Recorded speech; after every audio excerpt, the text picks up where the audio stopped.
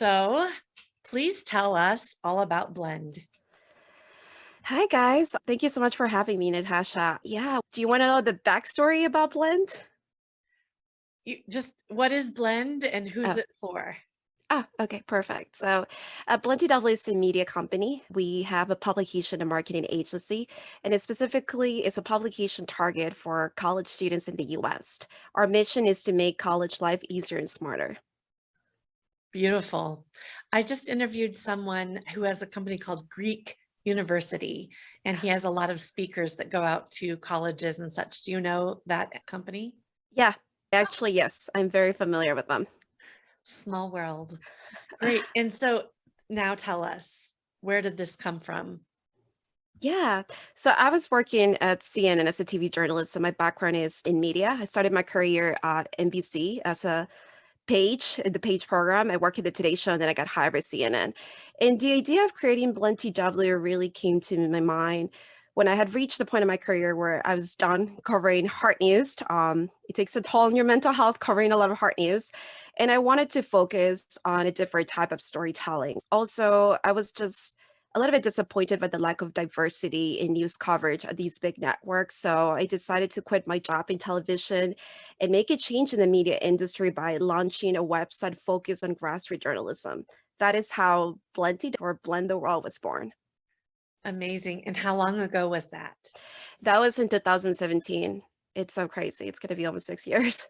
Pre-pandemic. And what happened during the pandemic? During the pandemic, actually, it stopped seeing this just as a creative idea because I didn't create this to make money. We just wanted to make a difference and really give a space for young people to be able to open up about their struggles and issues related to mental health, guns in America, all these uncomfortable topics that are so important to address. And then during the pandemic, one of our stories just went viral and we started seeing organically a lot of traction. So that's when I was like, I am going to dedicate my life to this because I think that there's something so powerful here. And we really went from having 10,000 readers per month to having 10,000 readers per day. What was the story that went viral? It was about mental health struggle. We had a series about suicide prevention and a student from a specific school. I don't want to enclose that, but you can go online and there's a specific series that you can go because the students that submit these stories to us, a lot of the times they don't want to actually show their faces or specifically just say their names. But this student specifically opened up about their struggle, like living with mental health issues and how like she felt lonely. So I think a lot of people identify with that, and especially during COVID, where people were basically on lockdown, and that is specifically story went viral. A lot of people, I think, especially young people, resonated with Right. that. I think everyone could resonate with that actually, Yeah. especially through the pandemic. So switching gears, what was your strategy for SEO that resulted in building a massive audience? Yeah, absolutely. Do you want me to explain a little bit what SEO is? I think most of my listeners know what SEO is, search engine optimization. Yeah. So you can take it from there. Yeah, absolutely. So, specifically for us, since we organically already had attraction because of the stories that we were putting out there, what we started doing is like we started doing a lot of keyword research and just heavily understanding what our audience wanted. So, we took about 5 months to implement an SEO strategy, and it was a mix of just understanding, like through keyword research, what topics our audience was interested about, and then creating a strategy and put content out there. And it's specifically content, which stands for authority, and then content that really our audience was going to resonate and it was going to be helpful. Yeah, once we started doing that, we started seeing so much traction. 70% of our traffic comes from Google and 30% comes from Pinterest. Oh, wow, Pinterest. So were you using a digital marketing company to work with you with your SEO? No, I did it all on my own. I Wow. became the SEO expert. I truly believe in the power of investing in knowledge and doing it yourself. Now I have a bigger team, but when I started, it was just me from my couch trying to do this, working 12 hours a day, not seeing one penny for almost 3 years. But I believed in this so much that I made it happen. Yes, I did hire someone in the SEO space. He is someone that has already built so many websites And yeah, and I worked with him for over a year to develop that SEO strategy. And I had to become the SEO expert. Is So that's there how I did it. is he a member of your team internally He's as not, he's outside. His name is service? Mike Pearson. A lot of people in the SEO space knows him. He has a course, it's called Stupid Simple SEO. He's just incredible. That's great. Great. Yeah. Everyone listen to that. We'll put that in the notes. And so you also sold over $100,000 worth of products Yeah. through affiliate marketing. Was that through your site? Yeah. It was through our site. So a lot of the times what we do is we do listings, and specifically recommendations to students about specific products. It can be laptops. Like right now, for example, we're working on a ultimate guide list for back to school essentials. So one of our biggest ways to monetize our website is through Amazon Associates. Right.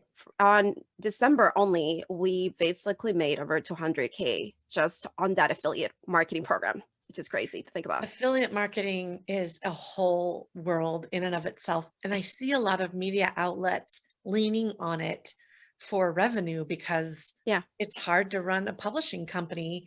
And I was surprised to really realize that, like USA Today and New York Times with Wirecutter, they are hauling in as much revenue from anywhere and everywhere they can get it, including this affiliate marketing. And so when you say you brought in 100 or $200,000 Mhm. is the gross revenue, right? So Yeah. as an affiliate, your take home is various It depends, yeah. It's, for percentages of Amazon that. Associates, it depends on the category of the product, but usually it's about anything from 8 to 10%. Still, anyone can do it. You can Anyone be can an do it. affiliate marketer. So if you're listening to this and you're like, I want to make an extra $100,000, Yeah. look into that seriously. And it's just one, right? There's so many out there. Like for example, Bluehost, which is one that we started using. Bluehost pays you $65 for each referral. I know a lot of bloggers that are making over 200K just from one affiliate program, which is so crazy. Wow. I use them and associates. Obviously, it needs to make sense to your audience, right? Because you need to provide value. That is Right. what this is all about. That's what you have. What's interesting, gosh, was it your site? I'm almost sure it was your site. I was on your site today, and Yeah. this does not have to do with affiliate marketing, but it has to do with ads. A Yeah. Frank and Eileen ad came up on your site, and I Uh-huh. was like, what the heck? That's $300 for a sweatshirt. That is not a target market for the college, but I guess it's following me, right? Yes, that's what it does. It follows you. If you're the one visiting, they know. We monetized our site through AdThrive. I don't know if you've heard about it, but AdThrive and Mediavine are the top two ad networks that everyone wants to be part of. And it's just been life changing. Yeah. And they're really good at optimizing the ads. They do all the work, the back end. That's all them. Yeah. So it wasn't your site that Frank and Eileen, which is a very upscale, basically t-shirt or Yeah. sweatshirt company for women. They are not following you, they're following the user. Okay. Yeah. They're So following the user always. let's talk about your team at Blend. What Yes. is it comprised of today? Yeah, we have 5 different people. We have an account manager, a senior media coordinator. I have a producer for because we have a podcast. I have a senior social manager, but it also does a lot of executive work. And yeah, we're about to launch an e-commerce brand, which I've been working on this for 5 months. Super excited. And then we have about 10 freelance writers Yes. that work Okay. because we need to put content out there. Mhm. And what we've done is like we hire college students. We want to give them the opportunity So to great. write and at the same time make money. I wish I've had that job when I was in college studying journalism, right? We have now 10 and they're incredible. They're so passionate. And it just makes sense because that's the type of content we write about. Like, I'm not a college student, so I don't know what's going on out there. So in scaling and growing your company, are you looking at putting in a C-suite team or middle management? And if so, when? I am looking at different options. Right now, I think I probably do that starting next year.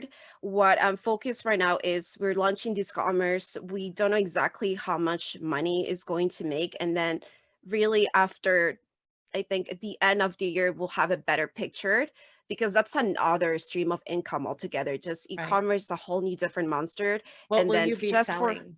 I'm going to be selling, it's going to be apparel for college students. So what Mhm. we've done is, since we already are selling to Amazon thousands of dollars every month, we've seen the top products their students are buying, right? So we've Mhm. have so much data, and we've used that data to create these products. Yeah. That honestly, Wonderful. that is why I decided to get into this commerce space, because I was making 200K, 300K to Amazon monthly. And I'm like, okay, I think it's time to get into the e-commerce space. Yeah. And a Are you lot of students too. developing your Mhm. own line? Yeah. Our online. Okay. Yes. So that means, are you sourcing manufacturers and Oh, designers? yes. That's been my life for the past, I've been Oh my breeding gosh. that for the past 5 months. I just been working with so many companies in China and Mexico, trying to figure it out. That's been my number one thing right now. Like right now, thank God I have an incredible team. They've been managing the publication, but I've just been so focused on the e-commerce brand. I just read in Entrepreneur magazine about a college-based apparel brand that I think they bought for $16,000, Yeah. and they had to revamp the whole thing. And I can't remember, but I think they're at 40 million now. Yeah. There's your future. Oh, yeah. Yes, it's also a matter of providing them value. And I've had so much fun doing this. It's a lot of work, but it's just been so interesting to me to enter a whole new different space. And the way I do it, because honestly, unlike another media companies and colleagues that I have, they just went and raised a lot of money. I Mm, started as a grassroots project from my couch. My company has been growing organically, and it's been a slow growth, just the way I love it. So for me, every time I get into a new space, what I do is just I hire a coach in that space, and I work with that person for 5, 6 months, get all that knowledge, and then I do a strategy. So I don't break in any market without a strategy these days. It's so important because I struggle so much at the beginning. Really honest. When I first started, I thought I knew what I was like, oh yeah, I know what I'm doing. I'm gonna make money. No, I was broke for almost 3 years, struggling, trying to pay my bills and not understanding why is it that I'm working on this website for 12 hours a day and it's not working for me. And once I right. understood that I had to invest in my knowledge and I had to change my mindset, then is when things started happening for me. Absolutely. But you also have the bruises that any entrepreneur has. So welcome to the club. Yay! What is your current biggest challenge in your business today? My current biggest challenge is that I think that sometimes I want to oversee everything because that's the way I am. And it really took me a while to realize that I need to trust my team and I need to be able to delegate work because this was my baby. It was the hardest thing, but it got to a point that I was like, no, I need to be able to delegate. I need to be able to trust my team. I need to give them incredible training so they know exactly what they have to do. So to me, that was a challenge like this year. Now that we're about to launch a whole new e-commerce brand, I need to hire more people. And that's other thing. It's I have all the knowledge. I have to be able to give them extraordinary training. So once that store takes off, because we're going to be selling it Amazon, Walmart, Etsy, a Shopify store, they need to know exactly what they have to be doing. So yeah, so that's been a struggle, I think. Have you landed a deal with Walmart? Not yet. We are in Okay, talks, right? They first want to see numbers, just as any other company. And so to us, we're going to start in Amazon and then in our Shopify store, which we're already selling digital products. And then obviously they want to see your numbers in Amazon. And then we're going to hopefully be able to sell there. But it's a process, yes. it is a process. So is that your number one strategy for growth for the rest of this year? Yes, for the rest of this year. My end goal with BLENDtw is to create a production company. That has always been the dream, but it's also been very realistic. For that, you need money, you need time, right? Because I think my passion and the one thing that gives me life is just storytelling, be able to connect with people to tell their stories. The reason why we entered the e-commerce space is because we saw such a big opportunity and I love it. We want to make it grow, create our own brand, but ultimately too, we want to make sure we allocate those resources to create a production company, which is really going to focus on human stories to creating content that is going to make the internet a safer space, especially for our youth, because that is what I'm very passionate about. So would you keep your productions within your Blend Yeah, TW brand? yes, Yes. everything Okay, together. great. I don't doubt that you will make it happen. Thank you. And are you looking for partners or resources to help grow your business? At this time, no. A lot of people have actually reached out to me. Hey, are you selling your website? That's what Soon. happens when Too they start soon. seeing a lot of traction in one website. They get very curious. No, I truly believe in this. And you know what? Entrepreneurship is not a straight line. You probably know this. For every highlight and for every thing that is actually working your business, there's 5 or 6 things that are not working and aren't going well. It's honestly just part of the journey. But I take so much pride in the work that I do that to me, I just see myself doing this for the next 10 years. Great. Yeah. Thank you. We're going to end it there. That was a great way to end it.